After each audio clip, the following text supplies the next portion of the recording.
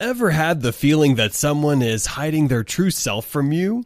Much of the ups and downs of being a human are dictated by the company we keep, whether it's our friendships, intimate relationships, family, or coworkers. We are constantly dealing with a multitude of characters and personalities. Unless you live alone on a farm, the chances are you are interacting with about 15 to 25 people per day, although this number could be much more for some of us. The question is, though, how many of those people do we really know? Whilst it would be nice to assume we are all open and honest with everyone we meet, the reality, sadly, is that it's not the case. In this video, we will be diving into the darker parts of the human brain and giving you tips to spot when someone is hiding who they really are. Make sure you watch until the end, as it gets pretty crazy. The Dark Triad. A collection of negative personality traits that not a lot of people are aware of is something called the Dark Triad.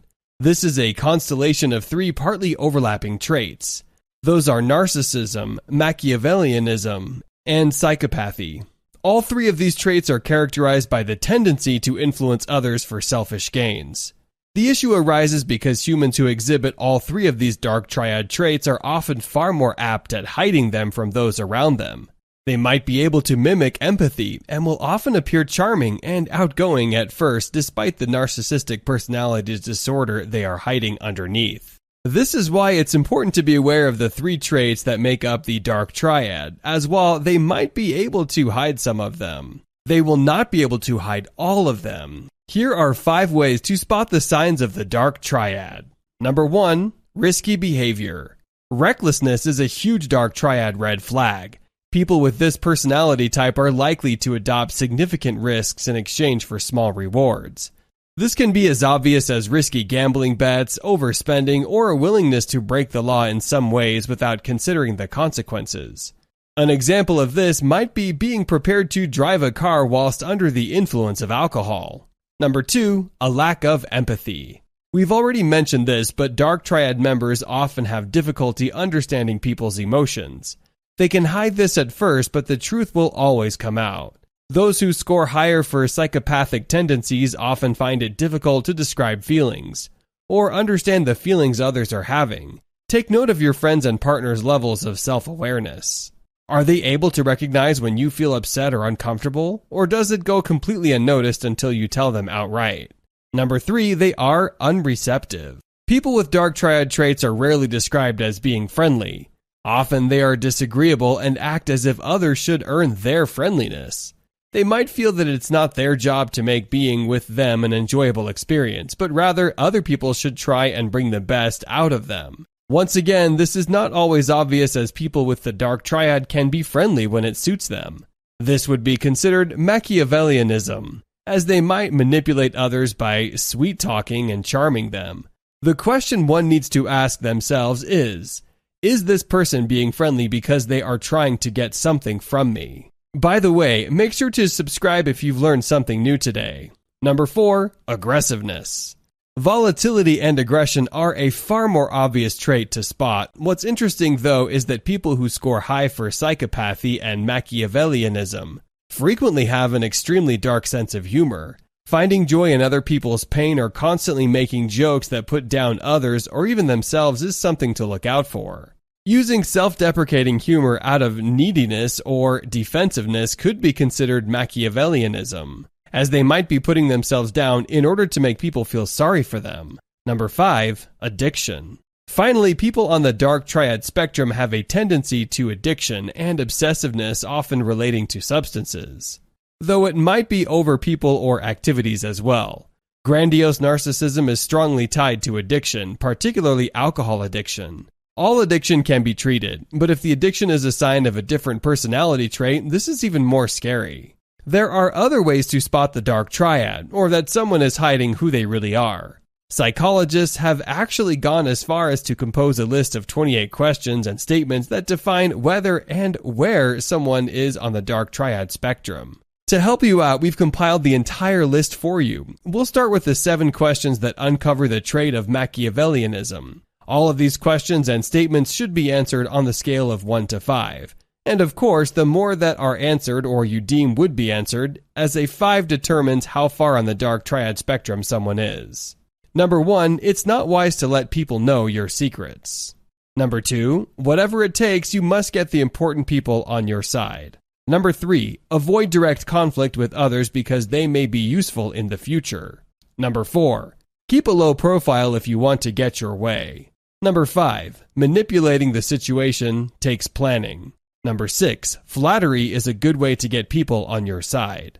Number 7, I love it when a tricky plan succeeds. As you can see, all 7 of these questions point towards manipulation and deception in order to get what suits oneself. Asking these to yourself about someone you suspect might be exhibiting traits of Machiavellianism will be helpful in determining whether or not you are correct, as well as how correct you are. Now, let's look at the 7 questions and statements to figure out the narcissistic trait. Number 1, people see me as a natural leader. Number 2, I have a unique talent for persuading people. Number 3, group activities tend to be dull without me. Number 4, I know that I am special because people keep telling me so. Number 5, I have some exceptional qualities. Number 6, I'm likely to become a future star in some area. Number 7, I like to show off every now and then. These questions all revolve around self-obsession. Of course, we are all a little obsessed with ourselves. In healthy doses, it's important. But defining the level of self-love and obsession is vital to figure out when someone in your life is toxic, and also when you might be toxic to someone else. Let's look at psychopathy now. Number 1, people often say I'm out of control. Number 2, I tend to fight against authorities and their rules. Number 3, I've been in more fights than most people of my age and gender. Number 4, I tend to dive in then ask questions later. Number 5, I've been in trouble with the law. Number 6, I sometimes get into dangerous situations. Number 7, people who mess with me always regret it. These all revolve around lacking empathy and showing aggression. If someone has all of these statements on a high scale, it can be extremely scary. The final 7 questions revolve around sadism. While this is not directly part of the Dark Triad, if someone scores high on the first 21 questions, or if you are unsure of where they fall, asking the final 7 will help you to further define whether and where they are on the Dark Triad spectrum, and how much they are hiding from you. If you are unfamiliar with the concept of sadism, the dictionary defines it as the tendency to derive pleasure, especially sexual gratification from inflicting pain, suffering, and humiliation of others. Of course, this is likely a lot easier to spot than psychopathy. The 7 statements are: Number 1, watching a fist fight excites me. Number 2, I really enjoy violent films and video games. Number 3, it's funny when idiots fall flat on their face. Number 4, I enjoy watching violent sports. Number 5, some people deserve to suffer. Number 6, just for kicks, I've said mean things on social media. Number 7, I know how to hurt someone with words alone. Realizing that someone close to you is hiding their true self and is exhibiting traits that point towards the Dark Triad can be scary and overwhelming. Getting out of that relationship can be difficult, but it's important to be aware and honest with yourself. There are other things you can look out for that indicate that someone is hiding something from you. Here are 3 more. Number 6, a gut feeling. A life coach gave the advice that a gut feeling is an internal mechanism that your body has gifted you with that something is not right. It is easy to push those feelings to the side and ignore them, especially if we are in love with someone. But it's important to trust your gut and listen to what your body and mind are telling us. Number 7, you hear gossip. It doesn't always have to be a feeling either. The grapevine exists too. While it is easy to ignore the voice in your head, it can be equally easy to block out the voices and advice of those around us. While it is important to protect the ones we love, sometimes we deceive ourselves when others around us have bad stories and impressions of those we are trying to protect. Don't ignore the gossip and advice from friends who are able to view the person from an objective standpoint. They might know them even better than you do. Number 8, they get unusually quiet.